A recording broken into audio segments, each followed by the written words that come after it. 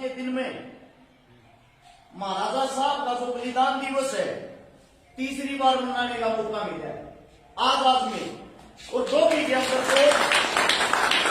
बहुत ज्यादा बड़ा प्रोग्राम था। अब मैं आप सबसे एक बात कहना चाहता हूं, जिनका हम बलिदान दिवस मना रहे हैं, क्या आप लोगों को पता है इन्होंने अपना बलिदान किस लिए दिया था? वो ऐसी क्या कहानी थी?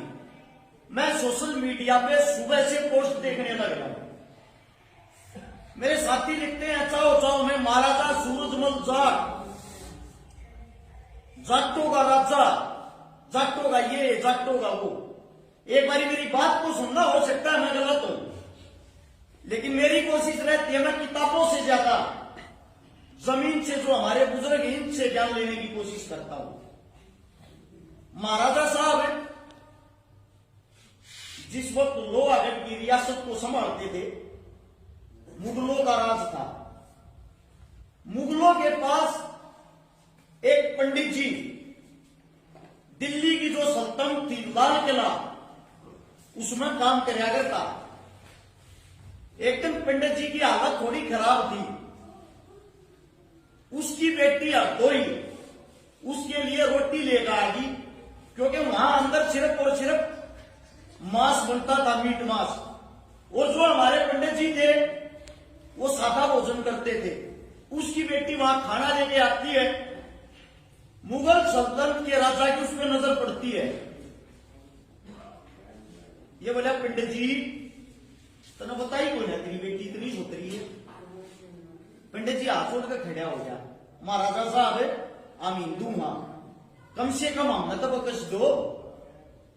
वे हत्यारे देवे क्रूर थे, आप सोच भी नहीं सकते वे हमारी बहन बेटियों के साथ क्या करते थे। मैं आप लोगों से एक सवाल पूछना चाहता हूं, उस वक्त गुजारे नहीं होया करते, हम गरीब थे। जब बारात जाया करती, ब्याह करते अगला दूल्हा नहीं जा सकता था, वह इतनी बड़ी बारात क्यों लेके जाया करते? मुगल हमारी बहन बेटियों का डोला लूटते थे, और जिनसे हमारी जो बारात होती थी वह मुगला के लठ बजाया करती, जेड़ी घटा से फरसे गैल लेकर जाया करते। जिसको हम गौ माता कहते हैं, जिसको पूछते हैं, पशु है क्या की गौ माता? उस गौ माता का जो बच्चा, जो बैल बारात के 2 महीने पहले बंदे का जो बैल हो जाते तो उन्होंने खवाना पीना शुरू कर दिया थे, और उनका इशारा हो जाता हमारी बहन बेटी की इज्जत तेरे हाथ में है, राम इस इज्जत में खराब मत करवा दिए। इतने समझदार बैल होया करते, जगह का बारात चलती पर ये तो मुगल हमला करते, उन्हें तो उनका साठ मार दी जाया करती। वे न्याड़ कट्टो, हाथ कट्टो, पा कट्टो, कुछ कट्टो करता, पहले लोग क्या नहीं करते। और मुगल इतने हत्यारे होया करते हमारे घर के बाहर, वहां से हमारी बहन बेटियों को उठा ले जाते। उनकी रियासत के जो सरदार होते हमारी बहन बेटियों की इज्जत लूटते। हमारी माताएं बहन उनके घर के बाहर कोड़ा से लाया करती, उनकी शांति थी, हमारी बेटी की इज्जत खराब ना हो। उसने 1 दिन 2 दिन रात को उसके साथ क्रूरता करके जब हमारे को दिया करते, ले जा बनो। यो हमारा उस वक्त यो हिंदुओं का हाल था। उस वक्त एक ऐसा वीर था जो हमारी इज्जत के लिए लड़ा। अब बात आती है वो अपनी सुनी दरबारों में, वह जो कोई एक पंडितानी, एक व्यक्ति 16 साल की लड़की अपने बापू की रोटी लिए खड़ी है, पंडित जी हाथ जोड़ अपनी बेटी तो कह बेटी तू चाल मां हूं। और पंडित जी के भी न्यू हो गया, गलत नजर पड़ गई मुगला की। शाम को जैसे ही वो अपनी कुटिया में जाता है, गला जाकर रोने लग गया है। मुगल जनता में पंडित ने जवाब नहीं दिया, इतना बड़ा हो गया, सेना भेज दी, घर पर यह बुलावा दे दिया, भाई पंडित जी 7 दिन का टाइम से कराची खुशी है। इसने राजा साहब को भेज दिए, ना जबरदस्ती आने तक खा के ले जाएंगे। पंडित पंडितानी का रो रो का बुरा हो। क्या होता है मान्या कोन्या, उस बच्ची को उठाकर, उस पंडितानी को, हरदोई को उठाकर जेल में रोक देते हैं। वह रोन लाग रही है, वह झाड़ू देने लाग रही है, झाड़ू देती देती कह बेटी इस धरती पर को छतरी है और बहन बेटिया के लिए को लड़न लाग रहा है, तू मेरे ते चिट्ठी लिख के दे दे, थारे घर मैं पहुंचा दूंगी और थारे घर के वो दोनों पहुंचा देंगे। लोहागढ़ का एकला राजा महाराजा सूरजमल है जो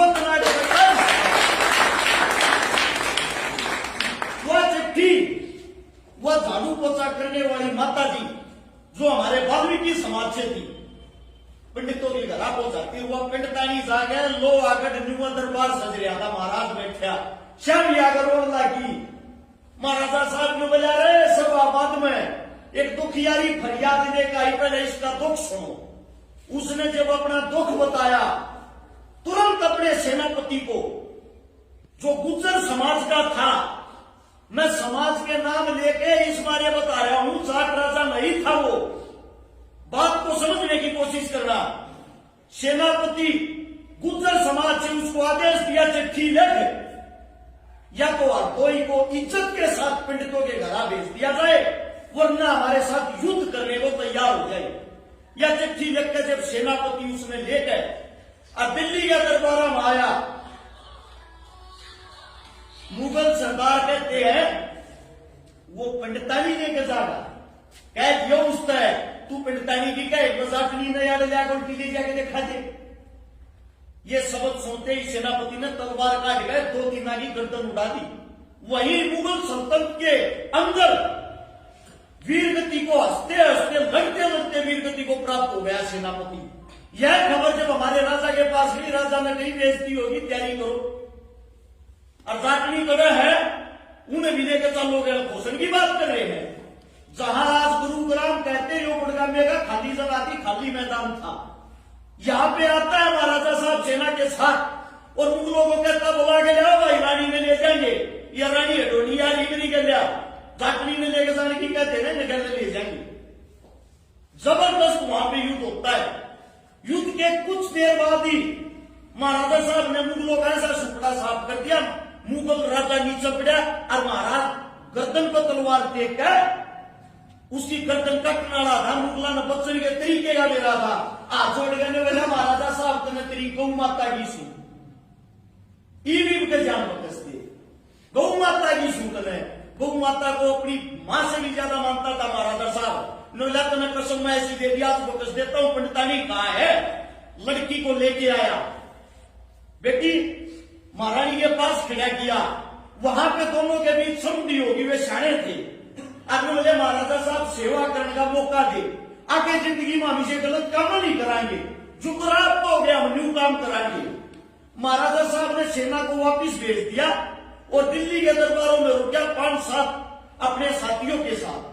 जो वो नदी थी जिसका जिक्र डॉक्टर साहब कर रहे थे, जमुना यदि जमुना तय धन पाते है थोड़ी ही, उस शायद शाम के टाइम घूमने के लिए गए थे, विश्राम कर रहे थे तो वहां घूमने के लिए टहलने के लिए गए। जब महाराजा साहब को धोखे से पीछे से महाराजा साहब की मृत्यु की गई थी, वीरगति को प्राप्त हुए थे और इनकी लाश की जगह इतना डर था, पूरे का वक्त ही थी, जाट मर्या जब मानिए जब देर नहीं हो।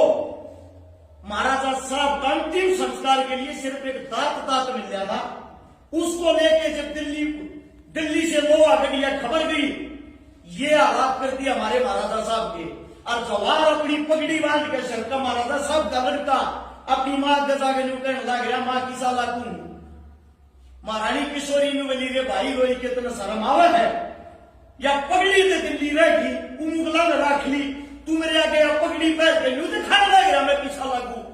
मेरे सामने पगड़ी बांध के जब आना, जब अपने बाप की मौत का बदला लेगी।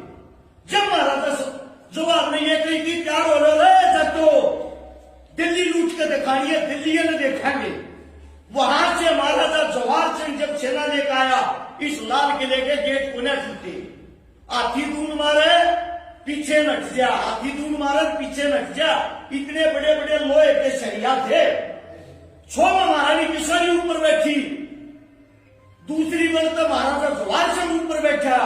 उस वक्त महाराजा बल्लू था जो अपने सूरजमल साहब का साड़ा था, जो बल्लभगढ़ को संभालता था, वो हाथी के सूंड पर यूं लोट गया, यूं बांध दो और इसका टक्कर मारो सीधी, मेरा जीजा मर गया है वरना बदला चाहिए।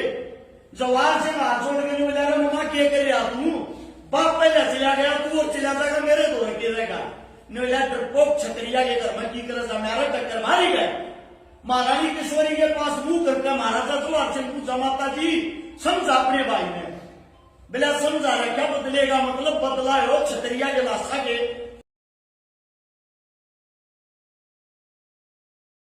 गिनती नहीं हुआ टक्कर मार। जिस वक्त टक्कर मारी गेट टूट गया, महाराजा बलून के महल गए गिट्टा के महल वहीं शहीद हो गया। वो गेट तोड़ गए, वहां जितने भी मुगल थे पूरी काटमार मचा के दिल्ली, जिसको बेटी बनना था महाराजा सूरजमल ने, वहीं उसके बाल काट कर 5 चोटी छोटी थी। उन्होंने फिर हाथ जोड़े पैर पकड़े, बदले के रूप में उस पर एहसान करके उसको जीवित छोड़ा था कि ये लज्जा से मर जाए। ये हिंदुआ की चोटी का क्या क्या हमने यो हिंदू बना दिया है, यो जीता जागता उदाहरण है, यो सब ने दिखता रहे। और उन केवाड़िया नेपाड़ी को महाराजा जवाहर सिंह दिखाने के लिए जो केवाड़िए लूट के लाए थे राजपूतों से, उन कवाड़ों को वापिस की हिंदुआ के गेट पर के लाए हो लोहागढ़ में लेके गए। आज वही किला वही चीजें सब ऐसे की ऐसे है, कभी लोहागढ़ भरतपुर जाके देखना। अब बात यह आती है महाराजा साहब ने लड़ाई लड़ी एक पंडित व्यक्ति के लिए। महाराजा साहब का खजांची था जो खजाने को संभालने वाला एक चमार जाति से। महाराजा साहब का सेनापति था गुज्जर जाति से। महाराजा साहब ने जिस वक्त मराठे आए आगरा में, आगरा मराठे आगे मस्जिद की छत को तोड़ रहे थे, महाराजा साहब ने साफ मना कर दिया था किसी धर्म के साथ खिलवाड़ नहीं करोगे भाई, ये इलाका मेरा है।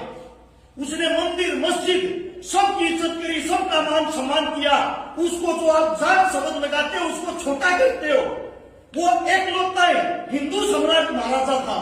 उसके मान सम्मान के साथ साथ उससे सीखने को क्या मिलता है, हमने भी इनसे सीखा है।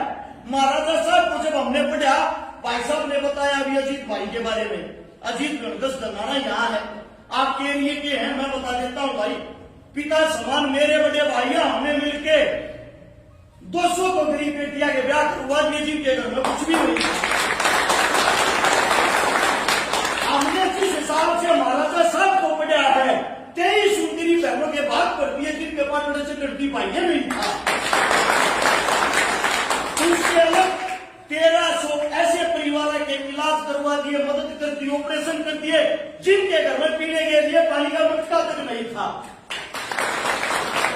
27 करोड़ रुपए की पिछले 10 साल में नगद मदद कर ली, 124 योजना में भागीदारी कर ली।